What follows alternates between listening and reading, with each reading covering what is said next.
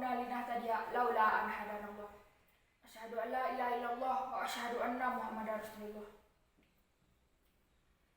Pertama dan utama sekali, marilah kita panjatkan puji dan syukur kita kepada Allah Subhanahu wa taala yang telah memberikan kita kesempatan untuk hadir dalam pembelajaran pada pagi hari ini.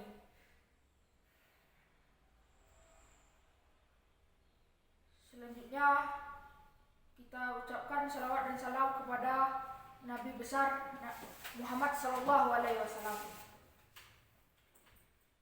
Sebelum kita mulai pembelajaran kita pada hari ini, alangkah baiknya kita memulai dengan pembacaan doa supaya pembelajaran kita berjalan dengan lancar dari awal hingga akhir.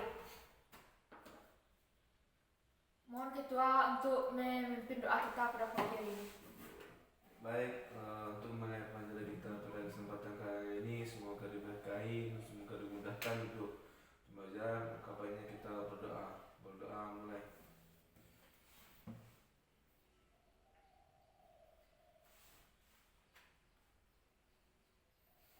Selesai. Amin amin ya rabbal alamin. Terima kasih ketua telah memimpin doa. Bapak harap Anda semua dapat menjalankan atau mengikuti proses pembelajaran dari awal hingga akhir. Dan mohon segala sesuatu yang akan dikira mengganggu proses pembelajaran kita Iya baik Bu. dihindarkan.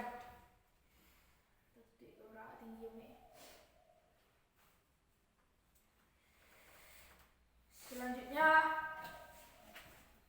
Bapak akan memperkenalkan materi kita pada hari ini, yaitu kondisi Arab pra-Islam atau kondisi Mekah sebelum Islam datang.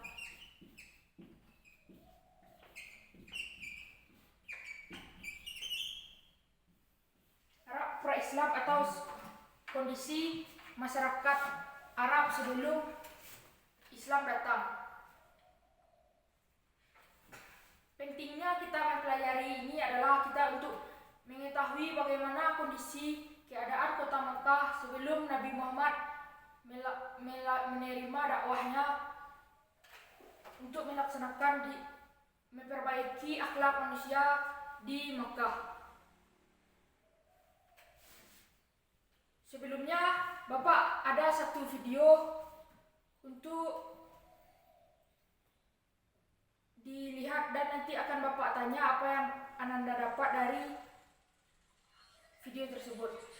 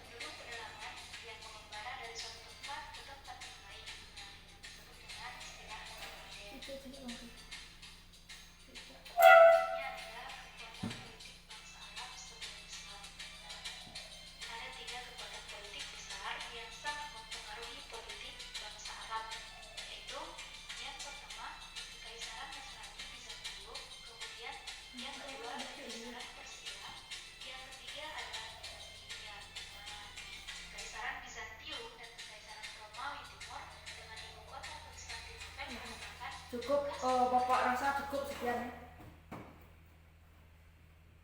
Sekarang akan Bapak tanya apa yang Anda dapat dari video yang telah Bapak lihatkan sebentar ini. Ada yang mau? Saya Pak, Ya silakan. Dari video yang saya dapat tadi, yang mana ada 3 kekuatan politik yang sebelumnya saya mohon maaf, yang mana kondisi bangsa Arab sebelum Islam ada dua macam ataupun dua tutorial. Yang pertama itu masyarakat kota ataupun masyarakat Madinah dan Madinah, itulah mereka yang melakukan perdagangan. Sedangkan masyarakat perdagangan yang kedua itu masyarakat perdagangan itu masyarakat nomaden, yang mana masyarakat berpindah-pindah gitu. Sebenarnya itu ada 3 kekuatan politik yang besar yang mempengaruhi politik Arab sebelum pra Islam gitu. Cukup, terima kasih. Kita beri aplaus dulu untuk saudara memperhatikan video tadi. Benar sekali, Bapak akan tambahkan, jelaskan kondisi Mekah pra-Islam. Sebelumnya, masyarakat Mekah sebelum Islam datang dikenal dengan kaum jahiliyah. Sebelum Islam datang dikenal dengan kaum jahiliyah.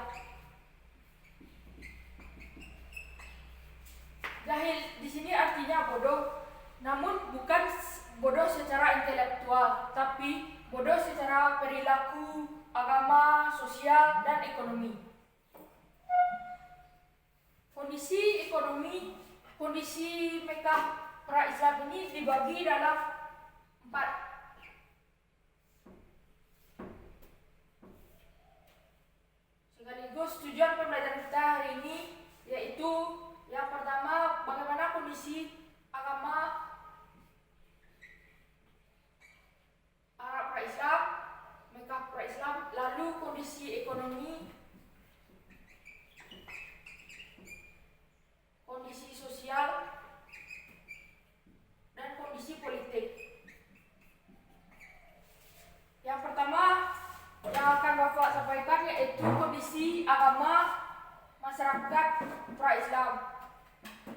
Kaum jahiliyah sebelum Islam datang, mereka ada dua kepercayaan, yaitu pertama menyembah berhala yang berada di sekitar Ka'bah, dan selanjutnya kepercayaan Nasrani.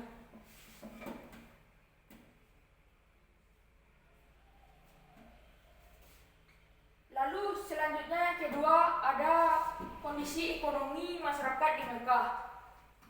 Masyarakat di Mekah sangat pintar dalam berdagang, namun dia sangat suka memakan harta riba. Dalam berjualan dia juga sering curang dalam menjual dagangannya.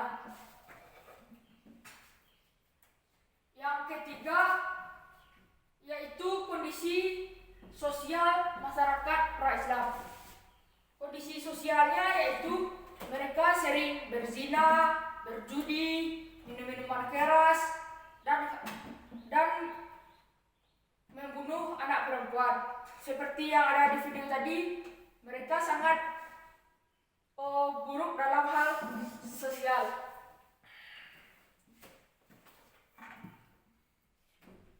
Khamar di sini sama dengan minuman-minuman keras seperti saat sekarang ini. Cuman bahasa Arabnya khamar atau minuman yang memabukkan. Selanjutnya kondisi politik pada Mekah pra-Islam yaitu mereka sangat suka berperang dengan suku-suku dan kerajaan lain. Dari sekian banyak negatifnya kaum jahiliyah pra-Islam ini ada sisi positif yang dapat kita ambil dari kaum jahiliyah ini. Yang pertama positifnya dia sangat pintar dalam hal bersyair. Banyak syair-syair yang bagus dari masyarakat jahiliyah, seperti dalam berkomunikasi dia menggunakan syair-syair yang bagus. Dan yang kedua, dia memiliki kondisi fisik yang kuat sehingga sangat hebat dalam berperang.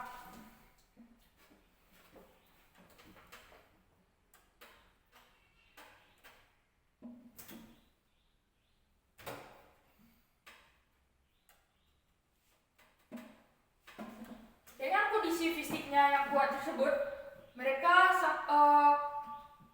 tubuhnya kuat untuk berdagang ke Syam pada musim dingin dan kembali pada musim panas.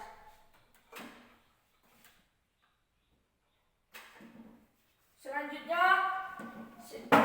setelah Nabi datang, misi Nabi Muhammad sebagai rahmatan lil alamin yaitu mengajarkan kepada manusia tentang akidah. Setelah kondisi Arab Islam ini, Nabi diperintahkan untuk dakwah. Misi-misi Nabi yaitu yang pertama, misi Nabi yang pertama mengajarkan akidah.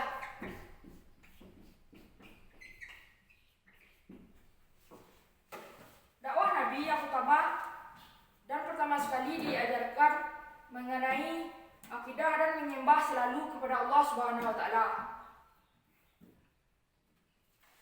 Dan yang kedua, menegaskan bahwa adanya hari pembalasan. Nabi menjelaskan bahwa setiap yang kita lakukan di muka bumi ini akan ada hari pembalasan. Baik perbuatan baik maupun perbuatan buruk akan ada hari pembalasannya.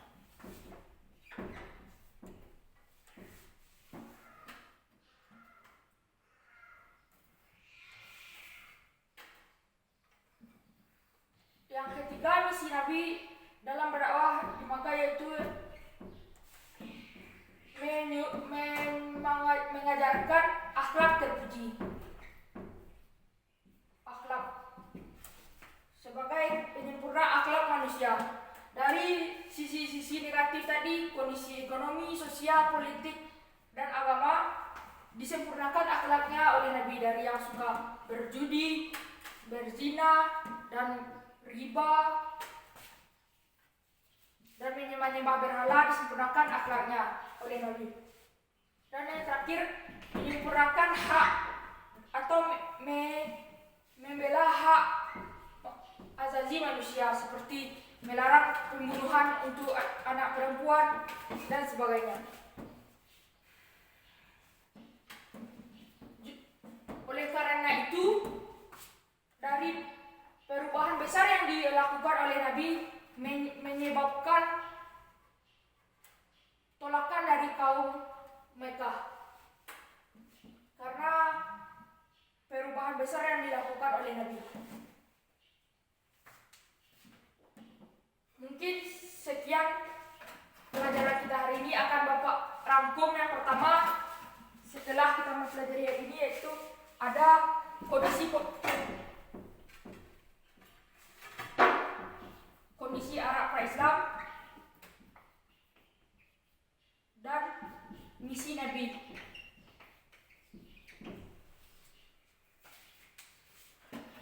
Sejauh ini apakah ada yang ingin Anda tanyakan dari pembelajaran hari ini, pagi ini?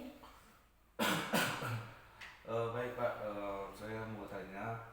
Jadi Pak menjelaskan tentang ada dua kesimpulan Bapak tadi, yang mana itu ada kondisi Mekah pra-Islam dan misi Nabi dalam menyampaikan dakwah. Jadi di Mekah. Jadi saya tanya ke itulah, bagaimanakah tantangan yang didapatkan oleh Nabi di saat ia menyampaikan dakwah berdasarkan visi dan misi Nabi dalam menyampaikan dakwah tersebut. Jadi apa saja sih tantangan ataupun permasalahan yang ia hadapi selama ia menyampaikan dakwah? Mungkin sekian Pak, saya kembalikan kepada Pak. Terima kasih kepada Iswandi yang telah menanyakan. Bagus sekali pertanyaannya. Apakah ada tantangan yang dihadapi Nabi dalam melakukan dakwah di Mekah? Tentu saja ada tantangan yang dihadapi oleh Nabi pada melakukan dakwah di Mekah, karena Nabi telah melakukan perubahan baik yang tidak disukai oleh pemimpin kaum jahiliyah. Tantangannya yaitu para pembesar Mekah menolak ajaran Nabi dan berusaha mencegah dakwah Nabi di Mekah dengan berbagai cara, seperti meminta bantuan Abu Talib atau paman Nabi untuk merayu Nabi, menawarkan kedudukan, harta, dan tahta maupun wanita, dan menyiksa para pengikut Nabi. Namun walaupun Nabi mendapat respon negatif, Nabi tidak berhenti untuk menyebarkan Islam. Dan akhirnya nanti ada hijrah. Di pembelajaran selanjutnya kita akan mempelajari hijrah Nabi ke Madinah. Bagaimana Ismail? Apakah ada yang ingin ditanyakan lagi? Baik Pak, saya sudah paham. Saya cukup sampai itu aja Pak. Terima kasih. Tugas untuk minggu depan yaitu resume atau catatan tentang pelajaran hari ini. Bapak minta minggu depan.